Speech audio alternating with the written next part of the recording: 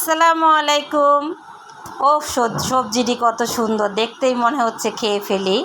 সবজিটা আজকে একদম টাটকা টাটকা সবজি পেয়েছি। সবসময় এরকম টাটকা সবজি পাওয়া যায় না।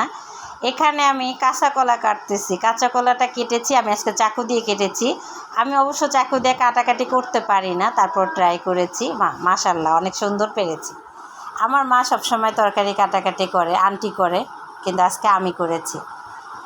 কাটতে অনেক ভালো লেগেছে, কারণ আজকে সবজিটা অনেক সুন্দর, দেখতেই মনে হচ্ছে কাটি আর খেয়ে ফেলি। না, খাবো না, যেহেতু রান্না করতে হবে। আমার মেয়ে সবাই বলতেছে যে মা মাছ মাংস খাই আর ভালো লাগে না, আমাকে একটু সবজি করে দাও। আমি বলি আচ্ছা ভালো হয়েছে, যেহেতু আজকে মা কিছু রান্না করতে হবে না। বলে না, মাংসও খাবো সবজিও খাবো। আচ্ছা ঠিক আছে। আজকে মিহির বলতেছে যে মিমিমা আমি কিন্তু পোলাও খাবো। কি ঝামেলায় পড়ছি বলেন গাইস। আমি যেহেতু আজকে সবজি রান্না করব, ননদের ছেলে আবার বলতেছে পোলাও খাবে।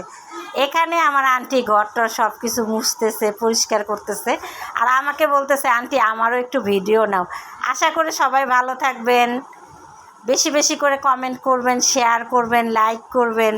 আসলে আমার ভিডিওটা তেমন কেউ দেখতেই চাচ্ছে না, জানি না। আল্লাহ হাফেজ।